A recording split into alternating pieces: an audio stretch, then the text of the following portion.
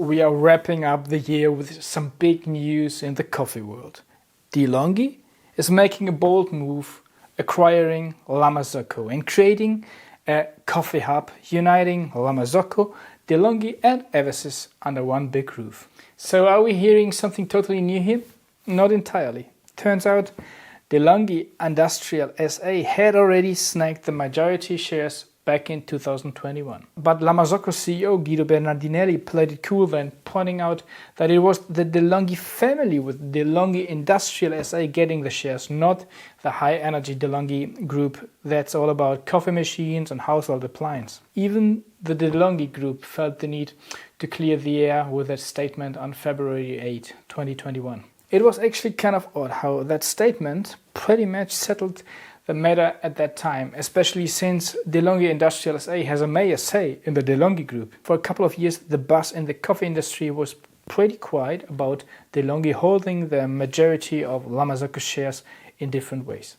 But now, that's old news. Now DeLonghi SBB, DeLonghi Group, is stepping up, confirming they are grabbing about 61.4% of La Marzocco shares through a new subsidiary. Another roughly 26% of the shares stick with the DeLonghi Industrial, and the minority shareholders of La Marzocco hold on to about 12%.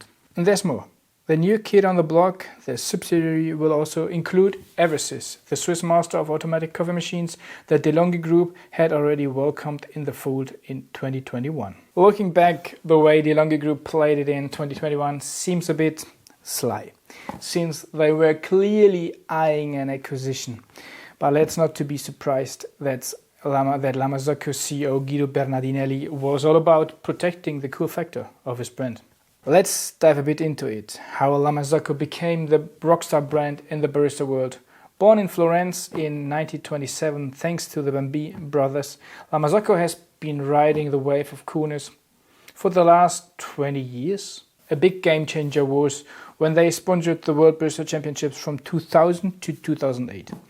This move wasn't just about slapping their name on an event, it was more about mingling with top-notch baristas and showing off their high-quality espresso machines straight out of Florence. Their tagline, handmade in Florence, isn't just for show. I've been to their production spot in Scarperia, just a 30-minute drive from Florence, and let me tell you, it's the real deal. Everything is put together, tightened and tested right there. When it comes to tech, La Marzocco has been a trailblazer in the espresso machine world over many years. Picture this, way back in the 1970s, they were already filling patents for dual boiler systems to heat the brewing and steam boilers separately. I think what really made La Marzocco being the go-to brand for baristas everywhere was kind of the killer combo of they were super close to the barista community, they make top-notch machines, and everything is made right in Italy. Plus, they've got solid local partners and importers like in Switzerland, for example, Kialoa. And I think this is why you see La Marzocco's, Stradas, Lineas, GB5s popping up in many cafes and academias worldwide, but also all the domestic machines like the GS3, the Linea and the Linea Micra. Well, this is why they are so popular. I think this mix of being close, creating well-made espresso machines, being kind of cool as a factory, as a brand. I think this is why and how La Marzocco became a global favorite for espresso machines, whether it's for slinging shots in coffees or coffee shops or brewing at home. And when I say global, I mean global. L'Economia, an Italian newspaper, reported that a whopping 97% of their 2020 revenue came from outside Italy. Fast forward to 2023 and La Marzocco's bringing in 240 million euros in revenues with a tidy 56.7 million euros in adjusted EBITDA. Well, and the combined revenue then of this new power trio of Eversys and La Marzocco is expected to hit 372 million euros with an adjusted EBITDA of 87 million euros.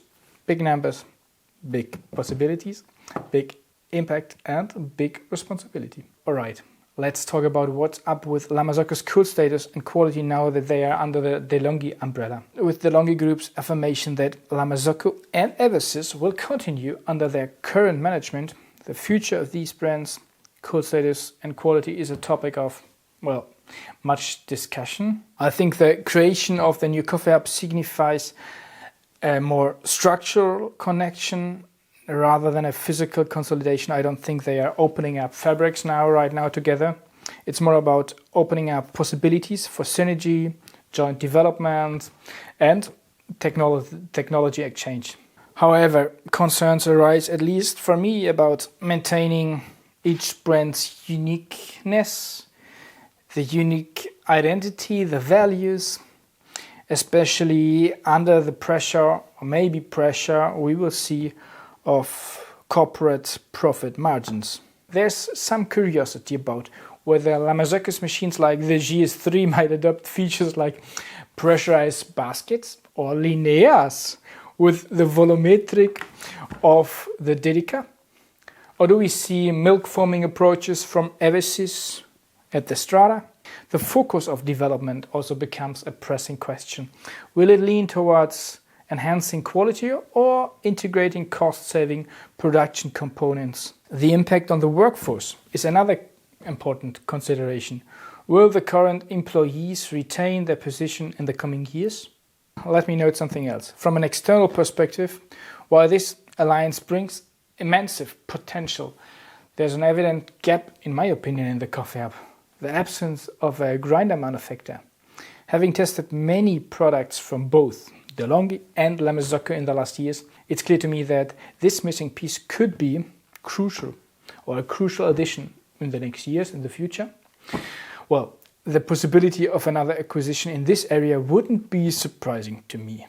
The new consortium is set to provide stiff competition to other industry groups like the Breville Group with their recent acquisition of Lelit, or Chimberley with Slayer.